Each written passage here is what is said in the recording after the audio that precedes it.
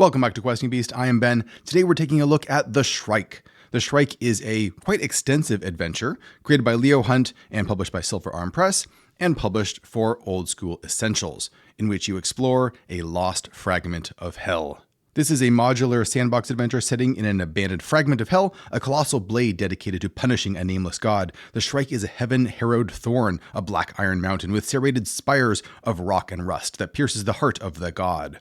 Divine blood flows and nourishes strange life within the corroded iron and stone megastructure. Like I said, it's for Old School Essentials, but that means it's going to work perfectly well with any OSR or Old School style rule system, including my system, Knave 2nd Edition, which also includes lots of great GM tools that you can use to help build any kind of adventure or campaign. I really like the cover art on this. It's very evocative, it's very creepy, and this is an adventure that I think would work surprisingly well if you had just had a total party kill, because this is a lost fragment of hell. So you can easily either start a campaign here, or once everyone has been killed off by the dragon that you walked in on and weren't very careful about, they can all wake up on the shores of the Shrike in hell and try and find their way out again. Let's see what we get inside here. It's a very nice, very solid construction. It's got kind of a glossy paper here, stitched binding. It feels very solid, very easy to use.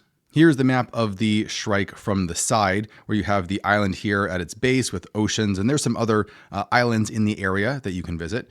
But most of the island is this giant spiky shape with the god impaled up on the top there. And if you want to, especially at the higher levels, you can start climbing this thing and make your way up to these more advanced levels.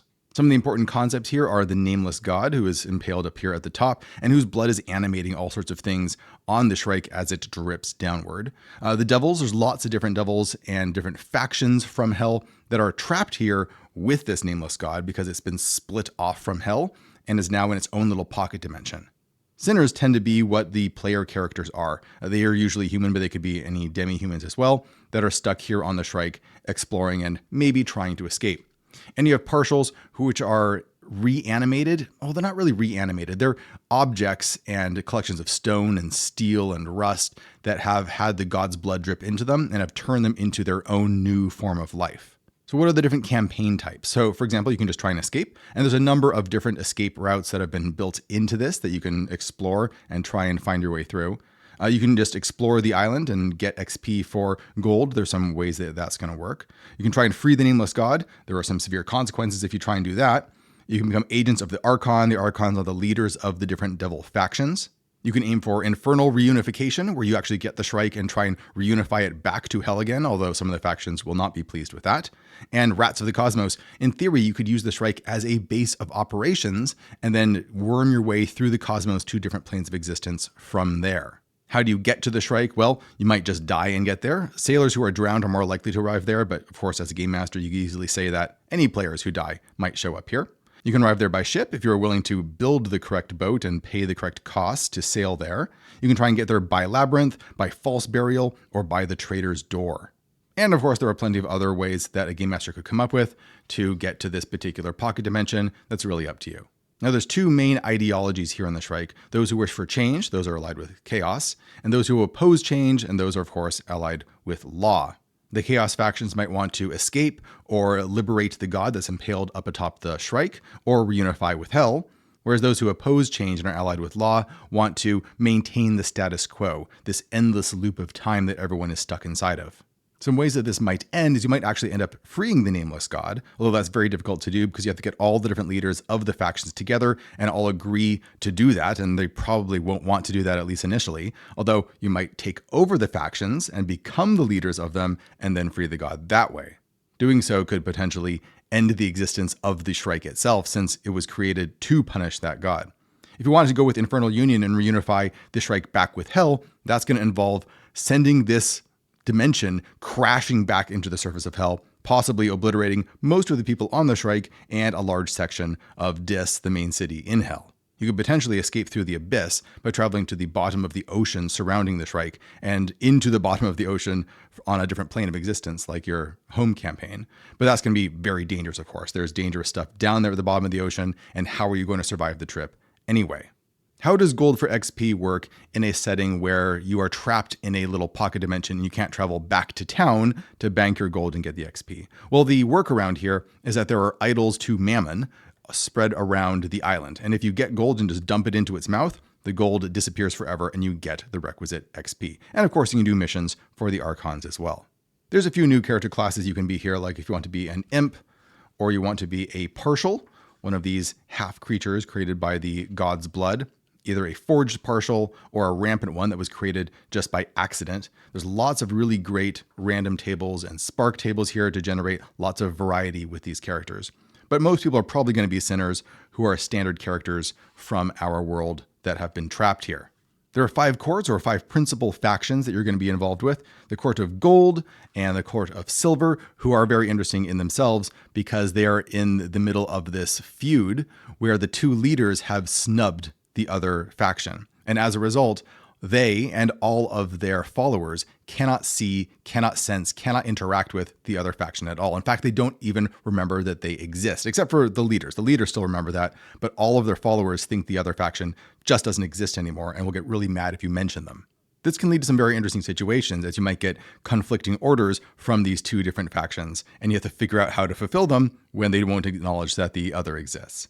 You also have the Court of Salt, where the Archon has taken over the body of a giant Leviathan swimming around the island. There's the Court of Iron, led by Fornius, who is very preoccupied with trying to reanimate or reconstruct his lost love out of iron, and doesn't really want to do a whole lot else than that. And there's the Archon of Air, who looks like a giant vulture with black feathers and decaying gray flesh through which the bones are visible. And she's obsessed with trying to hatch these eggs that she's been sitting on for thousands of years and which have still not hatched. Each of these Archons also comes with a consort that adds a little bit of complexity because you can play these 2 people off each other. They might have the same goals, they might want slightly different things. There's a lot of great descriptions for how they work, including their personality, what their ideology is, and how they function as an ally or as a foe. That sort of thing is really important when you're running a game with lots of factions like this, because you need to know how they would be useful to you. Why would you want to have this guy on your side? For example, Clamma, consort of Eligor, strongly dislikes the Spider Witch and the Auditor Yomiel and would be happy to aid any plans that would lead to their downfall. She is equally likely to assist with any plans that might lead to her obtaining more shiny gold treasure. However, if you anger her by refusing to give her tribute, she will say that you are rude and will begin to stalk you, enlisting the help of any Knights of the Air to destroy you. A few other important NPCs are Valafar, Lord of the Creeping Beast, who is a king rat, like 8 rats that are tied together by their tail, and who has lots of rat minions, possibly a very useful ally to have because he can get anywhere on the island and knows an awful lot. Auditor Yomiel, who is essentially an angel, an auditor from perhaps the plane of law, sent here to make sure that everything is in order. And once the Shrike itself split off from hell, Yomiel got trapped here, and he would really like to go home, but not before making sure that all the correct procedures are followed. He wants to link the Shrike back up with hell, and he will give you a number of celestial counterweights that he's been constructing to place at specific places around the setting. And if you do that, then it crashes back into the plane of hell. Finally, we have the avatar of the nameless god, the god who is impaled on the spike at the center of the island. And this is just a faint whispering voice that will occasionally give you clues and implore you to help free him. However, it will never fully explain why that god was impaled. What is he being punished for? What will happen if you free him? That's mostly ignored, but he really wants you to get him off that spike. Next up is the content of the adventure itself, but first a quick shout out to today's sponsor. This video is sponsored by Into the AM, who are currently having a massive sale over on their website where everything in their store is up to 60% off until April 6th, plus 10% more off if you use my link down in the description below. I am super happy to have Into the AM as a sponsor because I genuinely love their clothing. I've been wearing it for years now. If you happen to need a sci-fi or fantasy themed t-shirt, if you need a hoodie, or even if you need jeans, because they have a new line of jeans they put out, which I also love, then head down to the description below, use my link, and get that awesome deal. Thanks again to Into the AM for sponsoring this video, and now, let's get back to it. All right, we're starting out with the shores. So this is the area ringing around that main island, and also covering a number of the other islands in this pocket dimension ocean that you can visit. Here's our main map for that. The core island, I think, has been kind of sliced off at the top here, so you can see around it a little bit better. It's done more as a point crawl, and it has a length of time between each section marked on the map, so it's very easy to read. If you try and get a boat and sail off of the map, you just come back on the other side because it's like a tiny little globe. One thing I love that really struck me about this whole adventure is the enormous number of NPCs you can interact with. There's probably 100 or more of them scattered around all throughout the book in each of the different locations, which makes sense. There's tons of people that have been stranded here, both devils and just normal sinners. For example, you might run into Willow, a slender feminine partial born from a cracked china plate.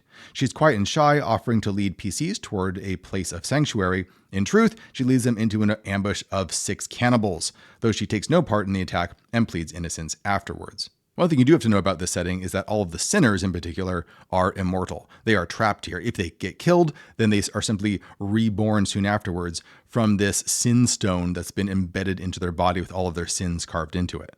But that doesn't mean that people get very hungry on this very desolate island, so cannibalism has become a bit rampant. There are a ton of super creative locations to visit here, like the calcified Leviathan, a corpse of an abyssal beast larger even than the monster ridden by that one particular Archon. The creature, a ghastly chimera of squid and snapping turtle, came to rest in the shallow waters and perished, its infernal flesh becoming brittle and hard as bone rather than decaying. There is an apprentice wizard who is trapped here, and he has a plan. He's going to get out through the abyss. He's going to build a bathysphere, and you can get out with him. But he can't build it alone. He needs a lot of specific equipment, including a sphere of iron, a spiritual ward, a guiding light, a lens of glass, a able crewman, and an Archon's lungs. And these can all be found in one form or another somewhere in the setting if you are creative enough. The artwork is a lot of fun. It feels very old school. It has that black and white pen and ink artwork, but it also feels almost like public domain art in the sense it feels like something from a very old fairy book, but I don't think it is. I think this is all new art, and it's a lot of fun to look at. There's a number of towns that you can visit along the shores, like Long Point or Hollowtown, all of which have NPCs that you can visit, all of which have personalities and desires that you can turn into little mini adventures or little side quests that you can go on. Visit the Court of Salt, or the rocks where a whole bunch of Selkies are hanging out, or an orchard of swords, a wrecked ark, appears to be the actual ark like Noah's Ark, a lantern isle, the far spine, the abyssal throat, and there's even a little mini dungeon that you can visit at the Cove of Iron Coffins. There's a couple of dungeons scattered throughout this adventure. This one is for levels 1 through 2, and some of the later ones are designed for much higher level characters, so you can have quite an extensive campaign playing through all of this. This works as a kind of starter dungeon where you have this one guy, Harper Whist, who is here with 2 of his partial creations, Lily White and Anticore. He's probably not going to be too happy with you invading his space and taking all of his loot, so we set up a number of traps here. And even if you do manage to loot his place and get away, he keeps a grudge. So he's going to be tracking you down throughout the rest of the adventure, creating a nice recurring antagonist. The map making is all done by Glenn Seal, and it's really easy to read. I love how there's little mini maps here, so you never have to flip back. There is something to do in almost every room. Even if it's just a little obstacle or a little trap, there's always something to investigate and explore. Like there's a pendulum hanging in the middle of this room. You can push it back and forth and get it swinging, maybe smash it into an enemy, or if you break through the wall, you can find a secret area. There's a big statue that is a recreation of the Shrike, which is very useful if you want to get a good sense of what the environment is like and do some map making, but it's missing a piece that's found somewhere else in the dungeon. You bring it over here, it moves out of the way, and you can get into a secret area. The room descriptions are quite well written. There's not a lot of useless information in there, but I do think they could be better organized. Some of them still do have the problem where in order to really understand how the whole room works, you have to read sometimes multiple paragraphs. And if you're going from room to room while actually running this, you're going to have to stop every few minutes and say, hold on, I need to read like this big chunk of text and then figure out what's going on there and then relay the important stuff to the players.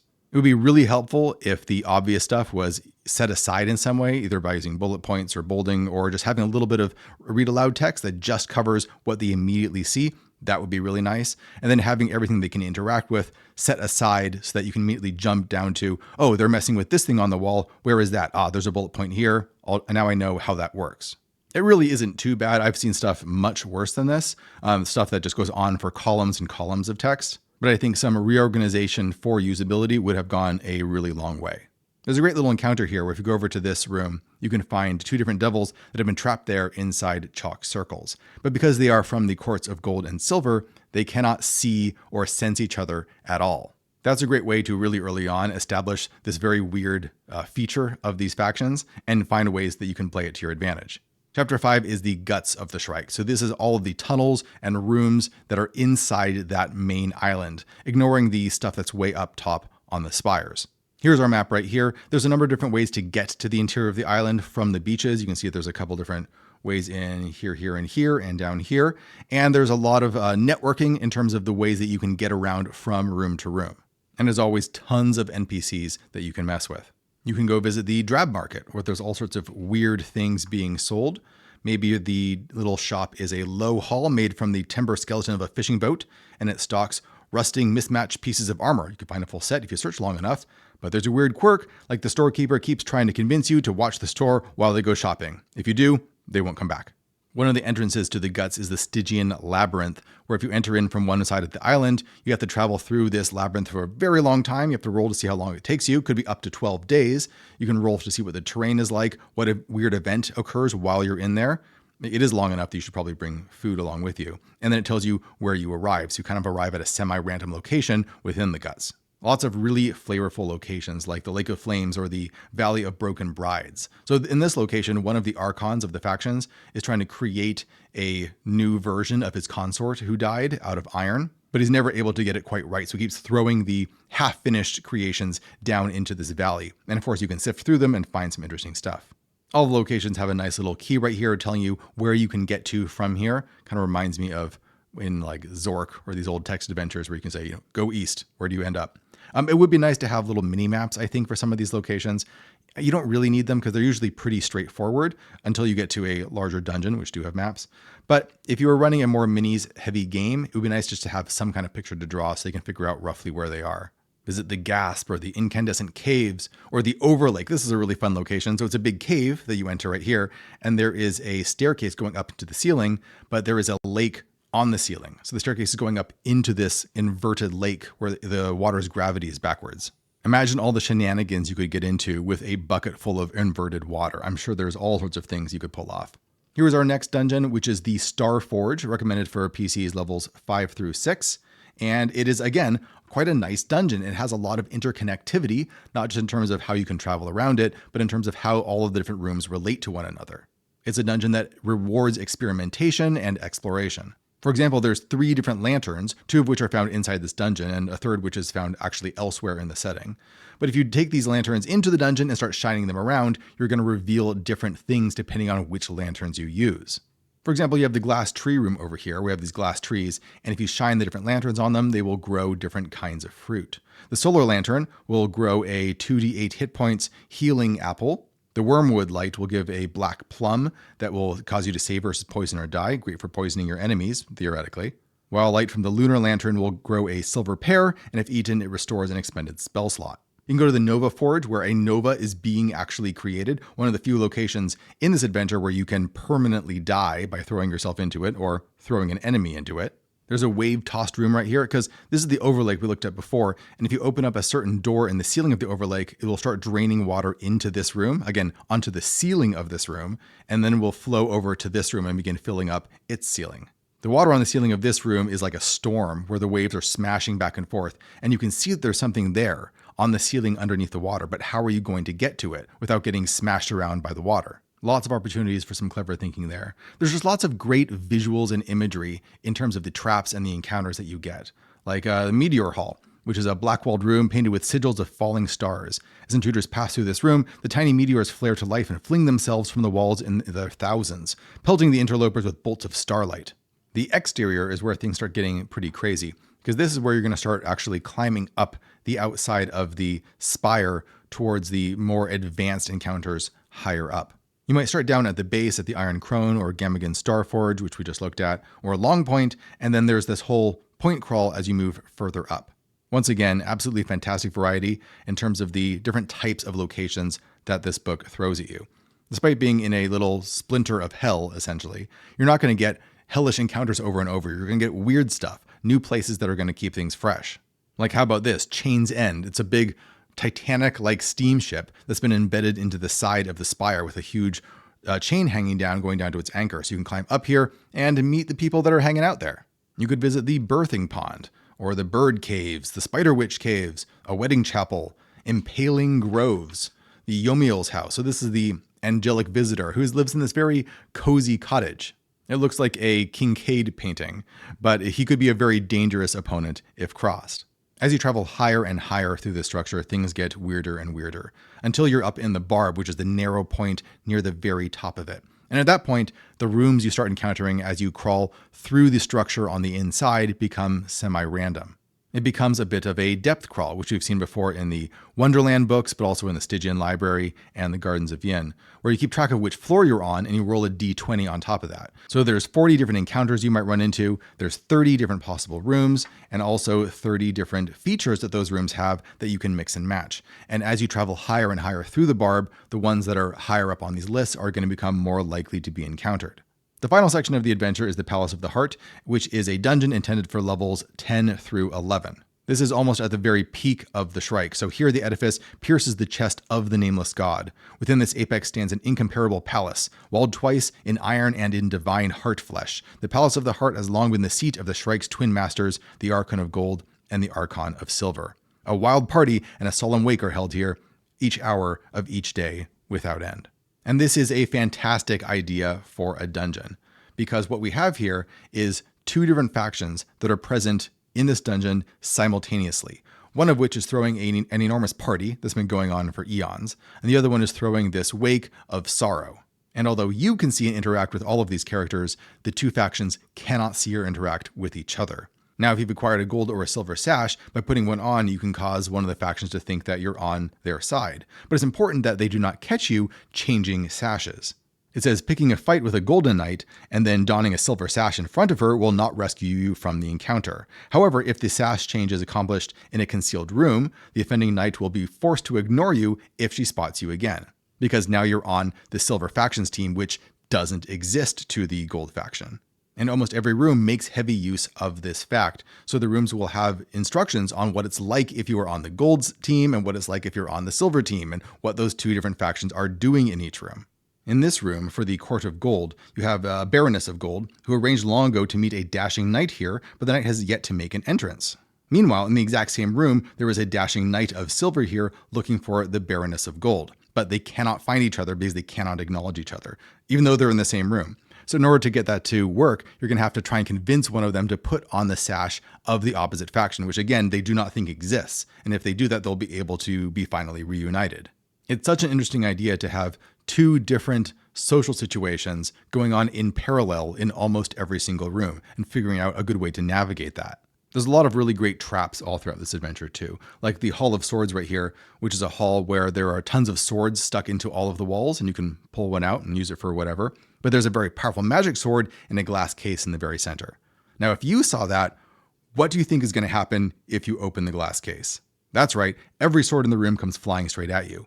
It's one of those things where it's telegraphed just enough that when it happens, you think, oh, okay, I probably had that coming.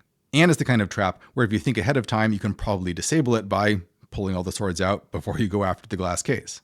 There's plenty of great connections to all throughout the adventure, where things in one place that are even miles and miles away will refer to characters in another place that you can visit. And you can try and connect people back up. You can untangle these mysteries if you like talking to NPCs and unraveling and getting into the details of what's going on behind the scenes.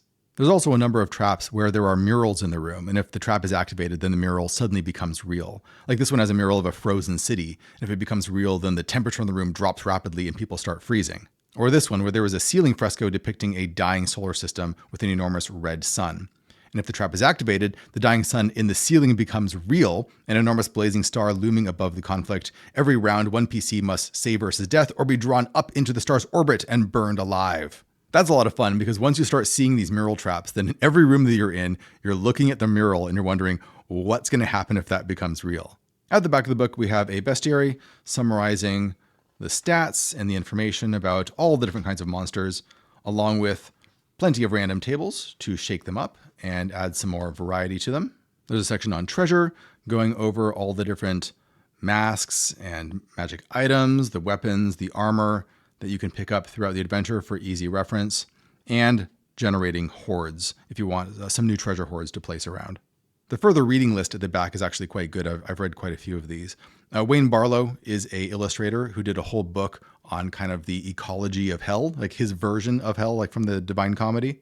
Other novels like Piranesi, which is a lot of fun, The City in the City, Kill 6 Billion Demons, and some RPG stuff like The Gardens of Yin Stygian Library, which I reviewed previously, and Silent Titans and Veins of the Earth, which are both really good, especially Veins of the Earth. So that's it for the Shrike. As usual, I will put links in the description below where you can pick this up in print or PDF form. This book would be a lot of fun to use after a total party kill, but I think you could also use it just as a campaign starter, where you just start with all the characters have just died and they wake up in the Shrike. How are they going to escape? It's a nice, contained, highly interconnected setting with tons of NPCs, lots of magic items, some really good dungeons, plenty of social interaction. It's got stuff for people who like exploring. It's kind of got everything, if you don't mind the rather dark and grim tone.